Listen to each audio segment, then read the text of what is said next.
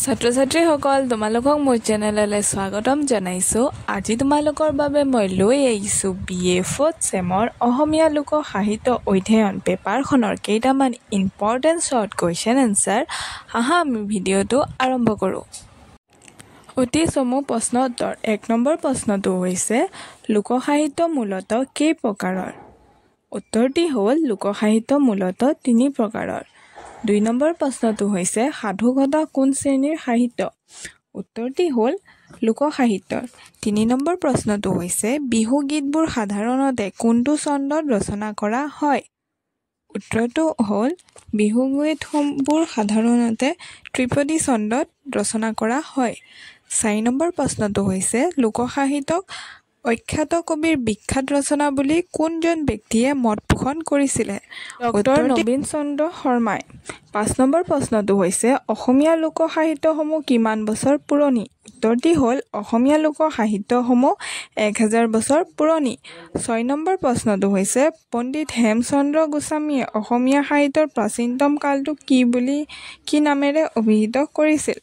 উত্তৰটি হ'ল পণ্ডিত হেমচন্দ্ৰ গোস্বামীয়ে তেওঁৰ অসমীয়া সাহিত্যৰ চানেকিত গীতিযুগ বুলি অসমীয়া সাহিত্যৰ প্ৰাচীনতম কালটোক নিৰ্দেশ কৰিছে। 7 নম্বৰ প্ৰশ্নটো হৈছে অসমীয়া লোকসাহিত্যৰ প্ৰকাৰ কি কি? উত্তৰটি হ'ল অসমীয়া লোকসাহিত্যৰ প্ৰকাৰ 3টা হ'ল লোকগীত, ফকৰা যোজনা আৰু প্ৰবচন। 8 নম্বৰ প্ৰশ্নটো হৈছে দহৰ জ্ঞান একৰ বাণী বুলি কিহক আখ্যা দিয়া হয়? উত্তৰটি হ'ল দহৰ জ্ঞান একৰ বাণী বুলি প্ৰবাদ প্ৰবচনবোৰক আখ্যা দিয়া হয়। 9 নম্বৰ প্ৰশ্নটো হৈছে অসমীয়া আখ্যানমূলক জনগীত বেলাড সমূহক প্ৰধানকৈ কেইটা ভাগত ভগাব পাৰি? উত্তৰটি হ'ল অসমীয়া আখ্যানমূলক জনগীতসমূহক প্ৰধানকৈ 3টা ভাগত ভগাব পাৰি: বুৰঞ্জীমূলক, কিংবদন্তি বা জনশ্ৰুতিমূলক আৰু কাল্পনিক। 10 নম্বৰ প্ৰশ্নটো হৈছে নাহৰৰ গীত কোন শ্ৰেণীৰ লোকগীতৰ অন্তৰ্গত? উত্তৰটি হ'ল নাহৰৰ গীত বুৰঞ্জীমূলক লোকগীতত অন্তৰ্গত। 11 নম্বৰ প্ৰশ্নটো হৈছে জিকিৰৰ এটা উল্লেখনীয় বৈশিষ্ট্যৰ বিষয়ে লিখা। উত্তৰটি হ'ল জিকিৰবোৰত বৈষ্ণৱ নাম কীৰ্তনৰ প্ৰভাৱ, মধুৰ সুৰ, ইছলামীয় ধৰ্মতত্ত্ব আৰু অসমীয়া ঘৰুৱা ভাষাৰ মাজত ফাৰ্চী আৰবী শব্দ প্ৰয়োগ লক্ষণীয় বৈশিষ্ট্য। 12 নম্বৰ প্ৰশ্নটো হৈছে নাট বা যোগী সাহিত্যৰ প্ৰৱৰ্তক কোন? উত্তৰটি হ'ল মহেন্দ্ৰ নাথ। 13 নম্বৰ প্ৰশ্নটো হৈছে লোকগীতৰ ক্ষেত্ৰত কোনখন জিলাক অধিক বৈশিষ্ট্য দেখা যায়? উত্তৰটি হ'ল গোৱালপাৰা জিলাত।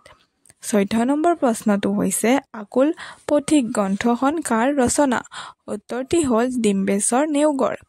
15 নম্বৰ প্ৰশ্নটো হৈছে অসমীয়া লোকগীত গ্ৰন্থখন কাৰ ৰচনা? উত্তৰটি হ'ল লীলা গগৈ। 16 নম্বৰ প্ৰশ্নটো হৈছে ফ'ক লিটাৰেচাৰ অফ আছাম গ্ৰন্থখনৰ লেখক কোন? উত্তৰটি হ'ল ডক্টৰ প্ৰফুল্ল দত্ত গোস্বামী।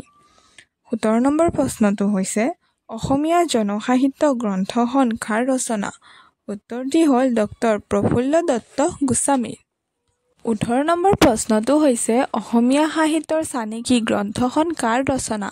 উত্তৰটি হ'ল হেমচন্দ্ৰ গোস্বামীৰ। 19 নম্বৰ প্ৰশ্নটি হৈছে অসমীয়া লোকসাহিত্যৰ প্ৰথমজন গৱেষক কোন আছিল?